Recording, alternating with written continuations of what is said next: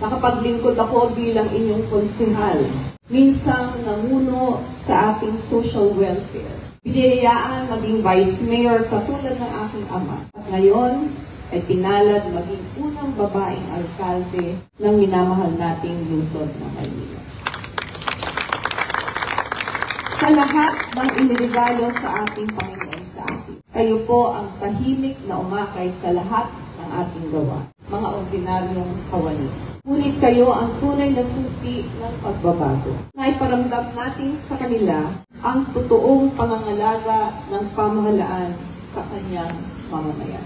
Dahil sa inyo, alam ko ang Maynila ngayon ay mas maganda, mas matibay, at mas puno ng pag-asa kaysa noong simula ng ating paglalakbay. Dahil inuna natin ang mga Maninero. Sa aking mga kasamahan, kay Vice Mayor Yul na naging tapat na partner sa aking mga pangarap para sa Maynila, sa ating mga konsehal, dahil sa inyong malasakit na pag-aanin ng buhay ng bawat Manilenyo. Sa mga kasamahan ko sa pamilyang Asenso Manilenyo, maraming salamat po. Sa inyong lahat, maraming salamat. Mga mahal kong kapwa kawani, ang aking pong huling hiling sa inyo bilang inyong mayora. Kaya siyang hiniling ko sa inyo noong tayo ay nagsisimula pa lang. Hinihiling ko po na patuloy kayong maniwala. Ang pagbabago sa ating Maynila ay wala sa kakayahan ng iisa. Ang pagbabago ng ating lungsod ay nasa bawat isa sa inyo. Sa bawat isa sa atin. Kaya, huwag po kayong titigil. Dahil hindi po ako titigil. Yes. Patuloy niyong pagsikapan na makamit ang ating pangarap ng isang magnificent Manila. Ngayon, bukas, araw o ulan, kasama pa rin niyo ako. Maynila, mahal na mahal ko kayo. At kayo ang mananatiling laging una kay Doktora Hani Lapid. Maraming salamat. Magandang umaga po sa inyo.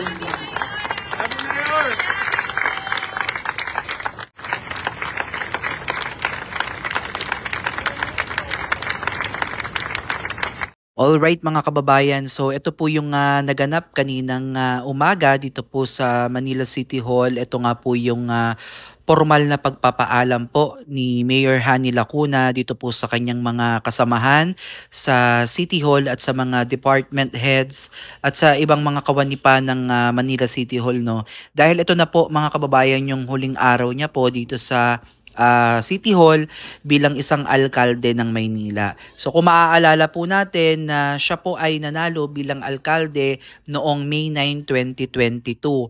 Ito nga po yung pag-alis din po ni Mayor Isko Moreno dahil si Yorme po ay tumakbo bilang presidente po noong 2022, no. Sa kasaysayan po ng Maynila mga kababayan, si Mayor Hani Lacuna po yung kauna-unahang babae na naging alkalde sa lungsod.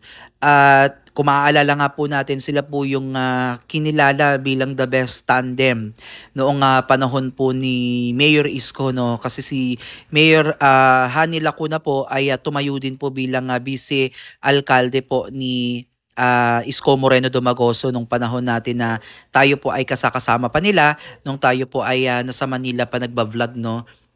So halos walang araw na hindi sila nakita, na hindi nagtrabaho, halos wala silang panahon na maupo dyan sa City Hall dahil kadalasan ang kanilang trabaho talaga ay nasa labas. Talagang bumababa talaga sila sa mga kababayan natin, especially sa mga lugar kung saan dapat talaga bigyan ng atensyon. At napansin ko nga dito mga kababayan na tila kasama niya ata dito si Princess Abante, yung anak po ni ex-Congressman Benny Abante, no, dito sa flag racing.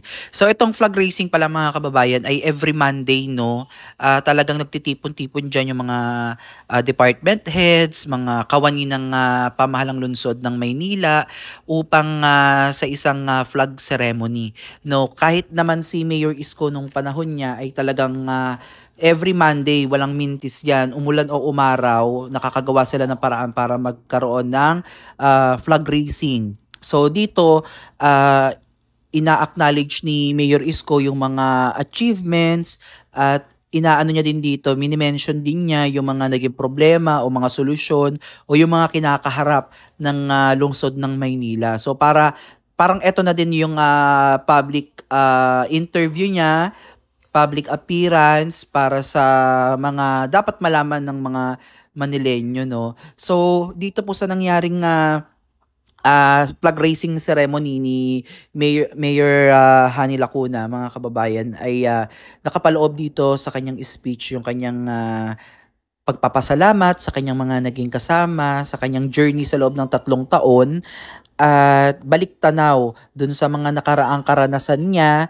na at ng kanyang mga pamilya. So, ngayong araw po mga kababayan ay opisyal na pong uupo ang bagong mayor ng Maynila, ang nagbabalik na si Mayor Isko Moreno Dumagoso, no. At ayan ay sisimulan mamayang 12:01 ata ng hapon ng tanghali. So, mamaya asahan na natin na siguro sobrang busy na ng Maynila at napakaraming mga kababayan natin ang sasalubong sa kanya. And I'm very excited mga kababayan sa darating na Monday next week dahil ito po yung unang linggo ni Mayor Isko Moreno Dumagoso na tatayo ulit at maririnig ulit natin na magsasalita at maghahatid ng kanyang mensahe para sa mga taong sumuporta sa kanya na maibalik ang dating pamumuno ni Yorme dito sa Maynila, no. Dahil marami pong umaasa at tiyak na ang mga Manileño ay talagang tutok dito kay Mayor Isko kung paano niya tutugunan itong mga problema po ng Maynila, especially dito nga po sa issue ng basura na hirap na po sa pangongolekta at kung saan-saan na nga po tinatapon, no. So alam naman po natin na yung unang programa po dyan ni Mayor Isko Moreno Dumagoso ay kalinisan at kaayusan, katahimikan. So yan po yung kanyang malaking nagampanan noong panahon niya noong 2022, no. So 2019 to 2022. So ayun mga kababayan, no.